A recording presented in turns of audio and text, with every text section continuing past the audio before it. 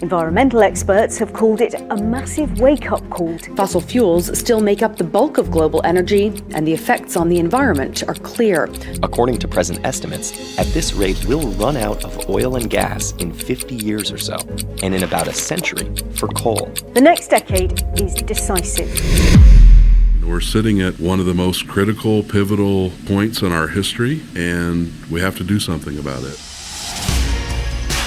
From the Office of Communications and Marketing at Texas Tech, this is Fearless, a podcast featuring the untold stories of the school we love so dearly.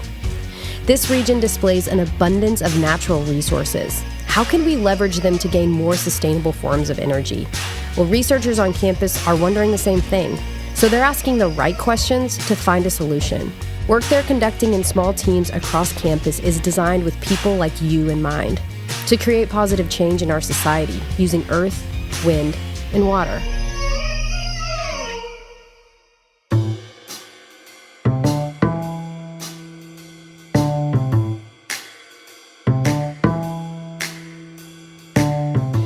There are lots of ways that I could describe Geraldine Bate. For starters, she's the Chemical Engineering Department Chair in the Whitaker College of Engineering. She's a researcher and professor, a mom of 2 daughters, a wife, an amateur chef, and a pretty exceptional golfer. Actually, when I walk into her office, it's one of the first things that I see, a golf ball in a glass case on top of her bookshelf. It's from a hole-in-one at a course in Ohio. So yeah, she's pretty impressive on many levels. She has patents for dozens, literally dozens of inventions that she's created over the last few years. Most recently, a COVID-19 detector and a rapid COVID-19 test. We'll get into that more in a later episode, but today we're going to angle her story around a small portion of her vast knowledge base as it relates to creating sustainable energy. And this type of research is kind of becoming like the bread and butter of every chemical engineer and generations to come. And particularly when we look at Texas and the way we are with all the wind, I always tell people we could be pumping electrons out of Texas. Why? Because we use those electrons to make chemicals, to make fertilizers, to clean water, to make metals, to make materials and components for electronic circuits, rare earth elements. So it's a bunch of things. So we are golden to have the opportunity to get a lot of things out of Texas because of this energy. So, in a scholarly article, Jerry says that hydrogen is the lightest and cleanest energy carrier. She calls it the fuel of the future. Among the other research that she's balancing, Jerry's been working toward an initiative that converts waste into a renewable source of energy. How is she doing this? I wondered the same thing. For many years, she worked in water research, discovering how to use microorganisms to eliminate contaminants. She applied that concept to ammonia found in waste and discovered that it was the same. That area intrigued me because I was excited by removing ammonia, which is NH3, out of wastewater, which is basically you need to remove. You cannot have that. In municipal, this ammonia is coming from the nitrogen that we release, humans, right? Like every time you go to the bathroom, you do number 1, number 2, there is going to be this nitrogen in organic form, inorganic form. So ideally, that's what wastewater treatments do, right? Essentially giving waste new life. Parts of this research took place at Western Texas College in Snyder. They have a facility where they raise pigs. This partnership with Western Texas also provided Jerry and her team the chance to broaden the scope of this research. More individuals connected, more possibilities for its future. Now, this next portion, there's a lot to unpack, so walk with me. They use these microorganisms so that when the water is released, it doesn't have this nitrogen compound because it creates algae bloom and all these type of things.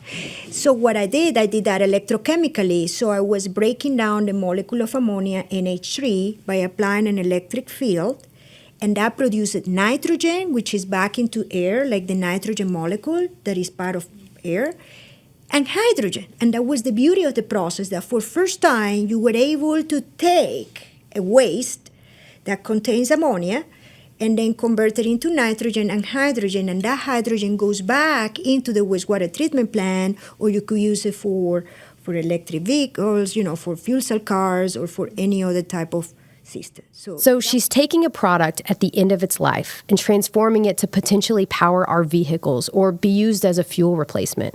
What? Now, as a follow-up of that system, the intriguing part is that we discover ways on how to actually use electrocatalysis and release that ammonia and concentrate it in a way that we can also use it as a fertilizer, which is another follow-up. She's used this theory for water, waste, and even coal.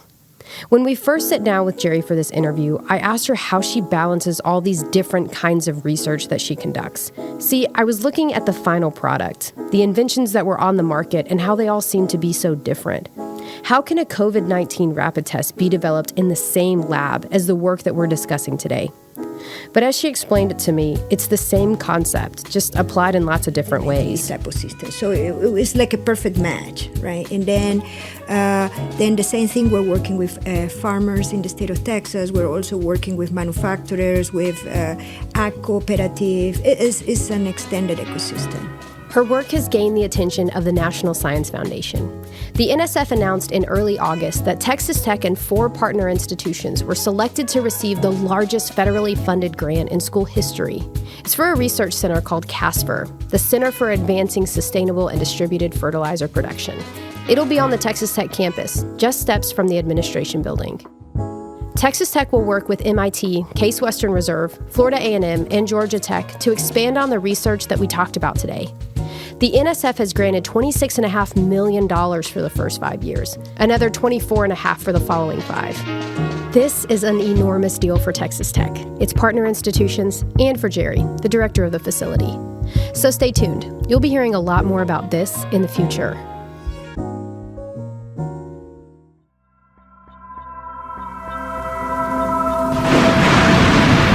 It looked like a bomb had hit him. I mean, it was just unbelievable. It was scary, it was wild, and it was just a wild night in Lubbock, Texas. On May the 11th, 1970, at 9:46 p.m., Lubbock was devastated by the first historically documented Category 5 multiple vortices tornado. That vicious tornado tore through East Lubbock, taking with it homes, businesses, and churches. 26 people died, and more than 500 were injured. It's estimated the tornado caused more than $135 million in damage. Kishore Mehta had been on campus for 6 years when the tornado struck. He'd invested his time and research into understanding how different materials are impacted by natural disasters. He'd hoped to use that information to develop safer building practices. And now, it looked like that chance would come a lot closer to home than expected. When the tornado came through in 1970, and I did have the lights flicker, but it stayed on. When I came to the department next day, we started to realize the amount of damage and the type of damage and the number of people killed. Kishore and fellow researchers Joe Miner and Jim McDonald jumped into action. They launched themselves into learning more. You take a building and see what was the material, because they were different materials: steel, concrete, timber, masonry. Write down what the material is and see what direction the failure has occurred, what the building. They collected data everywhere they could. What types of materials were used, what was the level of damage, how did the structures fail, and they wrote a report based on every single detail that they learned. Kishore and his colleagues would use that information to help create a new standard for school buildings. It took years to implement, but their research related to materials would provide direction for a safer building practice and construction. Probably one of the better approach to it is how to calculate the wind speed from the damage, which years later on helped us to refine the F scale that Ted Fujita had developed into EF scale. So that's why EF scale is used. And as a matter of fact, my file for EF scale is right over in that corner. He points to the corner of his bookshelf, where an old binder is resting. They created the EF scale that we still use today to identify the strength of a tornado. Kishore went on to become the first Texas Tech faculty elected to the National Academy of Engineering. We talked for about an hour and a half on this day. It was mostly him sharing stories of his life's work, what he's proud of, and the joys of spending his life with people who share his passion. He told me at one point they weren't trying to be revolutionary or create something that would change their field. They were just doing their jobs. And I appreciate the humility here, but the reality is that they did all those things. They developed a new way of categorizing tornadoes. They established a new building code, and they created the Wind Science and Engineering Research Center. It's still on campus, known today as the National Wind Institute, which has continued to grow. It still focuses on atmospheric science, but it's expanded to include other areas of research, like renewables. But we also have research agendas related to wind energy, renewable energy more broadly. The NWI is led by John Schrader. How to improve our forecast models to be able to do a better job of integrating renewables into the grid. Even things like battery storage or other research tangents like lightning research. John's research is specifically focused on wind energy. And if you're going to be studying wind, is there really a better place to do it than the high plains? Right, how many days do we just have windy conditions, right? They may not be associated with a storm, but yet on a lot of days the wind kicks up. And so what you find is it is a premier location. John and other researchers are looking closely at wind farms. You know when you're driving down Highway 84 headed towards Snyder and you see dozens of turbines on either side of the road clustered together? That is a wind farm. It's strategically designed to maximize wind flow and produce electricity. When the wind moves through and by a turbine, we know that the turbine extracts energy. That's how it produces energy. And so the wind behind that turbine is decreased in magnitude. And that decrease moves downstream. And if another turbine is located downstream, it can impact that next turbine downstream. So you have this wake that develops behind one rotor that can impact another rotor. And we can manipulate that wake to some degree by being proactive. We might be able to turn that turbine, for instance, a little bit out of the wind, and it actually deflects the wake. Even rotating a turbine the slightest degree can have an enormous impact. We might be able to manipulate one to, say, sacrifice 1% or 2% of energy from the first row of turbines, but actually gain 5% or more from a second turbine downstream. And in the process of doing that, the actual farm itself produces more energy. And that's sort of the next frontier. It's how do we maximize these farms? It's a big data, it's a big problem. But it's something that John is invested in. He says that it's the future of wind energy. But that's where the industry is going. That's where DOE, the Department of Energy, is headed, and that's where we can contribute. John's focus in his own research may be wind energy, but he oversees dozens of faculty conducting research connected to the National Wind Institute. It's interdisciplinary, meaning that there are researchers with very different backgrounds who are part of the NWI. Wind engineers and atmospheric scientists like Chris Weiss. Picture this. The darkened sky is thick with billowing clouds in varying shades of gray. It's late spring in the area known as Tornado Alley. A blast of cold wind smacks the windshield of an all-white pickup truck racing toward the storm. As a flash of white lightning illuminates the sky, Chris Weiss and his team, they know that the storm they've been tracking is here. Clouds continue to darken, spitting rain and hail. The signal to stay indoors has long been delivered. See, because people like Chris are out there watching and studying, the rest of us can know the risks and the dangers of severe storms like this one. The data he collects in the field helps prepare the public for severe storms and tornadoes with more time to get to a safe area.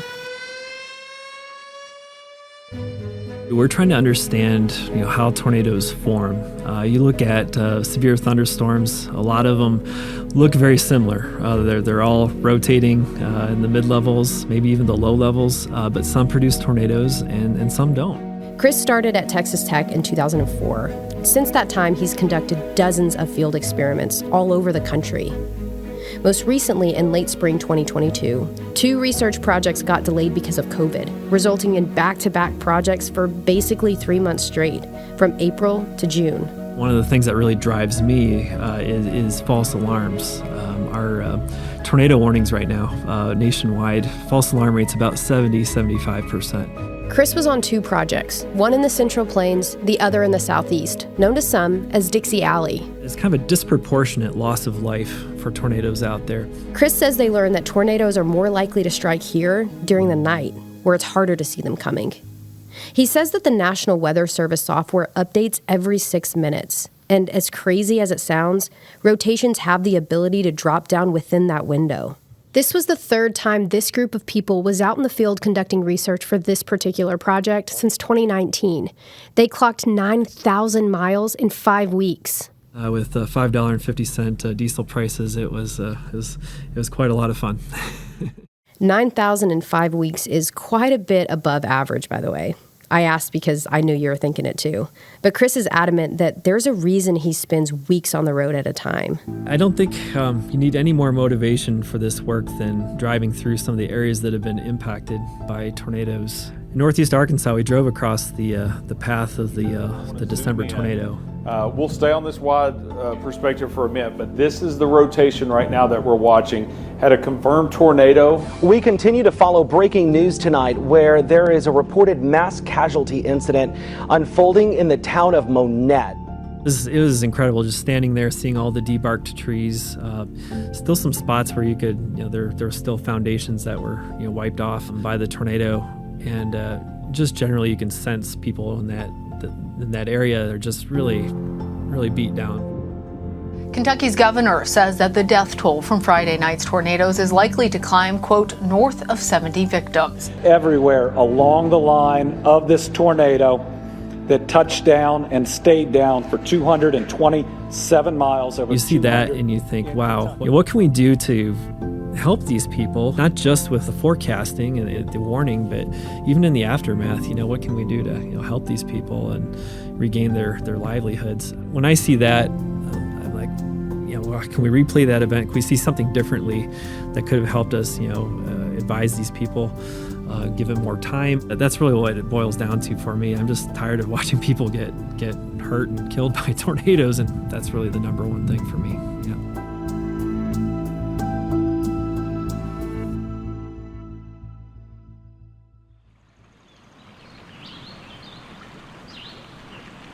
It's a quiet, peaceful morning, moments before the sun spills over the horizon, illuminating the sleepy life below. The smooth, soft, never-ceasing sound of moving water drifts through the trees and into the endless open sky. The presence of the river is commanding. Its peaceful, powerful body contains a precious resource. But it's been threatened. Its life-giving power is poisoned by something unseen and unforgiving. See, there are bodies like this that exist across the country, carrying for miles a source of life that's been contaminated. For decades, researchers have attempted to answer the question, what can we do about it? And Danny Reibel happens to be one of them. His office is quirky humor coupled with unmistakable organization. Classic, somebody comes in at the door or sticks their head in. Well, that's especially funny. If I'm facing the other way. It's right? also, That's actually if you recognize nice. Star That's Trek, really clever. I love it. This piece of wall art is stationed next to his light switch. It alerts Danny every time someone enters his office or peeks their head in for a quick hello. I appreciate your little Leonard figurine over there too. I love it. Yeah. Big Bang Theory fan. I love it. The Big Bang has a special relationship to me because they're at Caltech, and so I was at Caltech, and I've often thought myself of as being a Leonard, more than I care to at times. But. A light brown felt hat sits atop the printer beside his desk, sandwiched between floor-to-ceiling wooden bookshelves that are in perfect condition. I'm talking meticulous, down to the content of each academic book. Do you have these books organized in a certain way? They are. How are they organized? So it's by topic. Okay. Each shelf is a particular topical area. There's some numerical algebraic information on the second shelf up in the middle there. Years ago, after his dad retired from the Air Force, his family moved from Delaware to live near Lake Whitney in Texas. I thought I'd fallen off the edge of the earth, even from lower Delaware. This area west of Waco, about 30 miles, no paved roads. We had no running water, no telephones. Oh, wow. He graduated from high school in the small Texas town of China Springs. Well, it was small when he was there. Now, not so much. Actually, later this fall, he's returning for his 50th class reunion. Last year, his alma mater won the 4A Division II state football championship, and he's proud of that. Danny's research interests have been driven by the one thing that our world depends on, something that is becoming a dwindling resource. You see, Danny is trying to find a way to purify bodies of water that have been contaminated for decades. I often think of my career as being driven by the years 1965 to 1970, because during that time in the pre-EPA, pre-Earth Day era, there was a lot of industrial chemicals, growth and use of industrial chemicals that are very persistent, and we're now dealing with the legacy of those.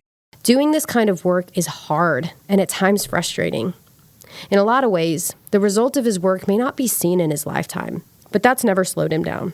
Several years ago, he developed something called in situ sediment capping. Is a way of managing large areas of contaminated sediments in bodies of water. And it's quite simple. It is effectively placing a cover of a clean sediment, perhaps with certain amendments added to it, but basically a clean layer of sediment over the contaminated sediment. So if we had a stable sediment environment where contaminants were a meter deep, they pose very little risk.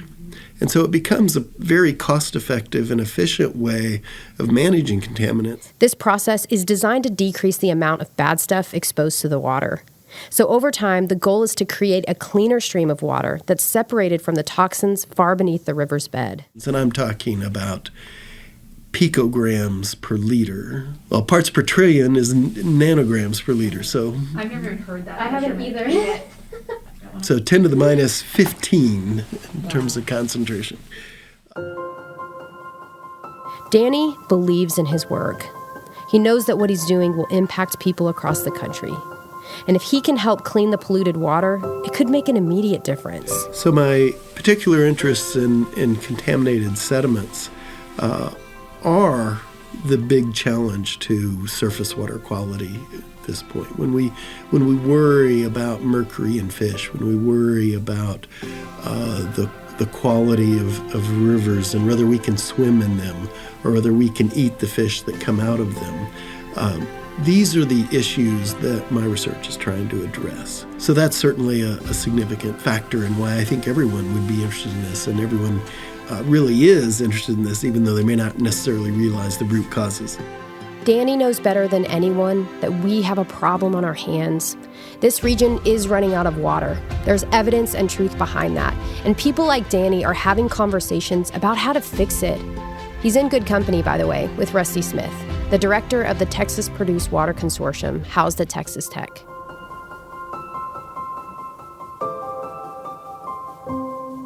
The Texas State Legislature in 2021 created the consortium to look at the technological, economic, environmental, and public health safety considerations of using produced water from oil and gas operations for reuse outside of the industry. It has the critical task of providing the legislature with information on how produced water can serve as a new water source in Texas. If we don't start working now to figure out where those resources are going to be or going to come from, we're going to have a much bigger, much more pressing problem later that will be harder to solve in the amount of time that they'll need to solve it. I learned that most oil and gas-bearing rocks also contain water. So during the fracking process, that oil and gas is extracted, bringing with it this produced water byproduct. At current, it's being used, either treated and reused for those exploration activities, or, and sometimes more commonly, it's being injected back into the ground through a disposal injection well. While the exact data is hard to find, most estimates say that an average of between 4 to 7 barrels of water are produced with each barrel of oil in the state. And the Railroad Commission reports almost 1.8 billion barrels of oil in the last year alone. So you can see how the volume of produced water adds up quickly. This matters for West Texas, an area that is gripping tightly to the dwindling Ogallala Aquifer. Rusty and his team are working to determine how we can capture and treat that water and what we can potentially do with it. In September, his team will provide a report to the Texas State Legislature of their initial findings. And from there, we may have some insight to future water solutions in the state of Texas.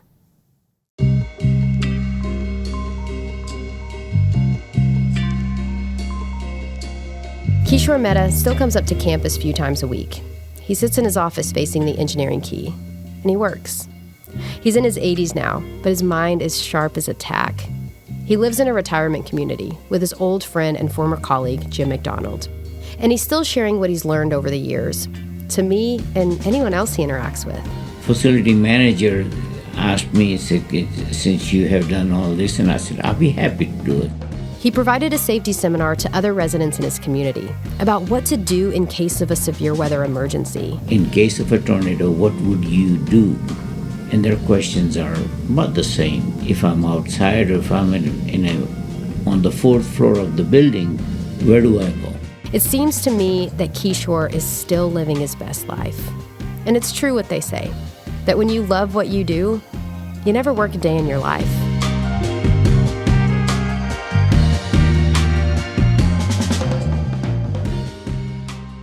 "271 miles away, an atmospheric scientist and a sociology professor walk into a house." No, seriously, it sounds like the start of a joke, but what they're attempting to do could change the scope of how we approach and use sustainable energy.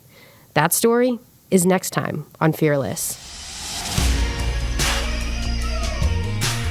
Fearless is brought to you by the Office of Communications and Marketing.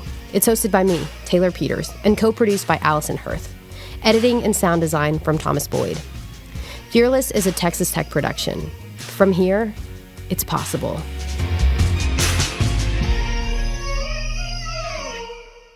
Hey guys, it's Taylor. Listen, we're so thankful for your support of Fearless. Thanks for listening and sharing with your friends. It helps spread the stories of the people who are doing truly life-changing work on our campus. As always, don't forget to like, review, and subscribe wherever you get your podcasts.